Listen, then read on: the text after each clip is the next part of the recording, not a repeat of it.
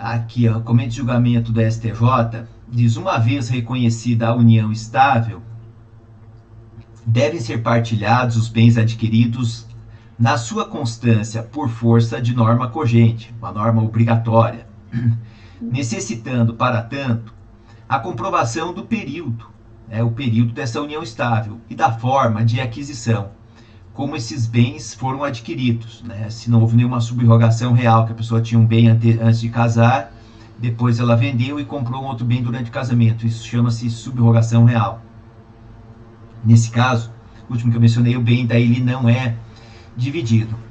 Assim, a superveniência de pacto antenupcial celebrado pelo casal por ocasião do casamento, claro, antes de casar é realizado esse pacto antenupcial ali, quando o regime não for o da comunhão parcial de bens, que é o regime legal, o que acontece? O casal vai escolher o regime de bens, ou vai ser participação final dos aquestos, que esse daí nunca acontece, ou vai ser, comunhão universal, ou então a separação convencional de bens, onde as pessoas estabelecem que o que for adquirido por cada um dos cônjuges será dele.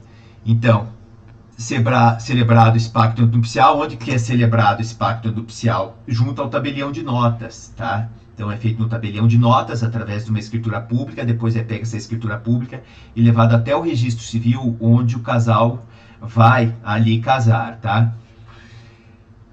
E depois, se tiver bens imóveis, ainda vai ter que averbar junto aos imóveis, demonstrando que essas pessoas são casadas por tal regime, por ocasião do divórcio, daí vão ter que comunicar da mesma forma, tá? Para que terceiros tenham conhecimento. Então isso daqui é muito importante.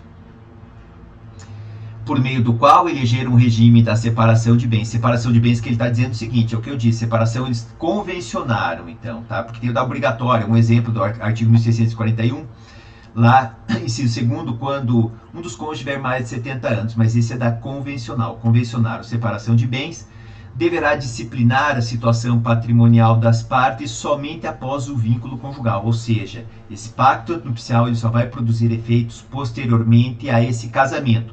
Tudo que foi adquirido antes, quando existia a união estável, pertence ao casal e não é necessário que seja demonstrado o esforço para a aquisição daqueles bens. É necessário somente demonstrar que existiu essa união estável. Quando existe união estável, com base no artigo 1723, ele diz: quando essas pessoas tiverem a intenção, em primeiro lugar, de constituir uma família. Tá? Daí o que vai acontecer? Elas vão se apresentar perante o público como marido. Olha, isso aqui é meu marido, isso aqui é minha mulher. Vão procurar mostrar, através das outras pessoas que são reconhecidas ali por testemunhas, como um casal, onde ele chamava ele de marido e de mulher. Duradoura, né? Não simplesmente 2 meses, não dá para constituir uma família, não é? 2 meses é muito pouco tempo. Então, duradoura, tem uma duração. E também de uma maneira ininterrupta. De uma maneira ininterrupta. Tá aqui com uma, daqui a pouco, ou com um, depois vai ficar com outro, depois volta, né? Então isso é interrupções. Daí não dá para contar todo esse prazo. A gente voltou, entendeu? Não, é ininterrupta. Tá? Para caracterização da união estável. Então o que acontece? Após o momento desse casamento, daí sim, o que foi adquirido antes pelo casal durante a união estável pertence a eles. O que vier a ser adquirido posteriormente a esse casamento, pelo regime da separação convencional de bens, os bens, tanto direitos e obrigações, vão pertencer a cada um deles, tá? Direitos e obrigações aqui relacionadas à propriedade, a dívidas, a aquisição de bens, tá?